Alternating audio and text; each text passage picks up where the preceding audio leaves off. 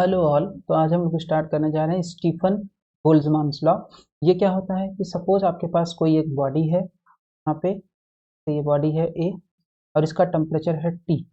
तो ये जो एनर्जी रेडिएट करेगा, एनर्जी जो रेडिएट करेगा वो energy per unit area per unit second वो प्रोपोर्शनल होगी E is equal to proportional to T to the power 4। तो energy per unit area per unit second को ही बोलते हैं टोटल इमिसिव पावर। तो total emissive power of a radiating body is proportional to T to the power 4। Temperature का fourth power के proportional, इसी को बोलते हैं Stefan Boltzmann law. Emission of radiant energy per unit area per unit second is directly proportional to T to the power 4।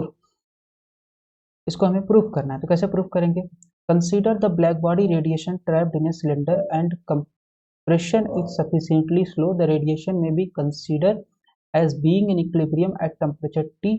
We can consider it as a simple thermodynamic fluid।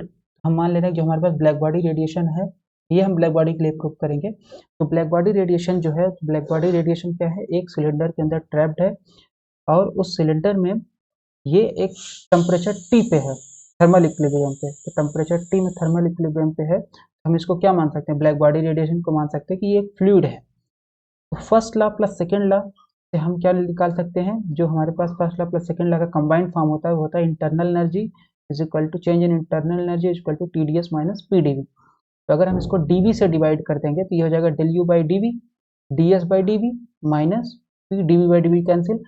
तो del U by del V, तो D U by D V को हम लिख सकते हैं del U by del V at constant temperature is equal to T del S by del V at constant temperature minus P.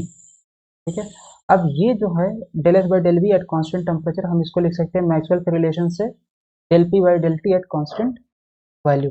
Right, S P T V अगर याद हो तो S P T we ये जा रहा है आपका clockwise direction में जाएगा S P T V. So this is del S by del V at constant temperature is equal to del P by del T at constant value. तो हमारे पास आ जाएगा del U by del V at constant temperature is equal to T del P by del T at constant volume, right, minus P.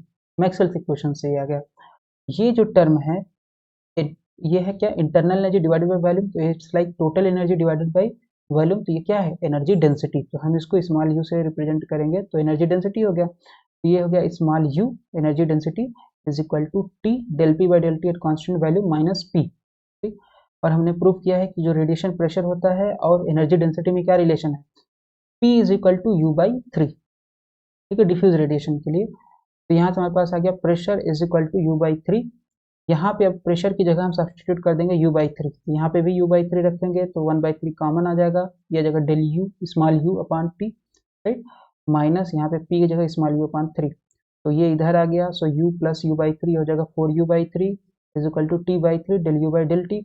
You वाला term एक side और T वाला एक साइड, तो ये आ जाएगा तीन, थ्री से three cancel, so del T by del T आ जाएगा is equal to del U by del U by U आ जाएगा। राइट, इसको रीअरेंज करने के बाद यहाँ पे आ जाएगा 1 अपॉन एक्स, इसका इंटीग्रेट कर देंगे तो ये आ जाएगा 1 अपॉन एक्स का इंटीग्रेशन कितना होता है? log x। तो 1 अपॉन टी हो जाएगा log t is equal to ये 1 अपॉन यू तो log u minus some constant, constant term ये है। ठीक है, तो log u is equal to log a t to the power 4। तो log एंटी log ले लोगे तो आ जाएगा u is equal to a t to the power 4। तो एनर्जी डेंसिटी जो है वो टेम्परेचर के फोर्थ पावर के प्रोपोर्शनल है।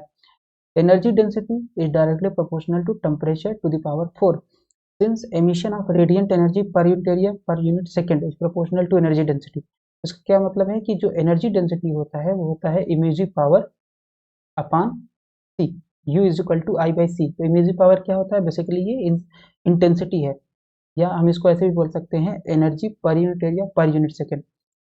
तो जो U होता है वो किसके प्रोपोर्शनल होगा? आई बाई सी, या आई को यहाँ पे हम E लिख रहे हैं कैपिटल ई, तो U is directly proportional to capital E. तो यहाँ पे हमारे पास आ जाएगा E is directly proportional to capital E.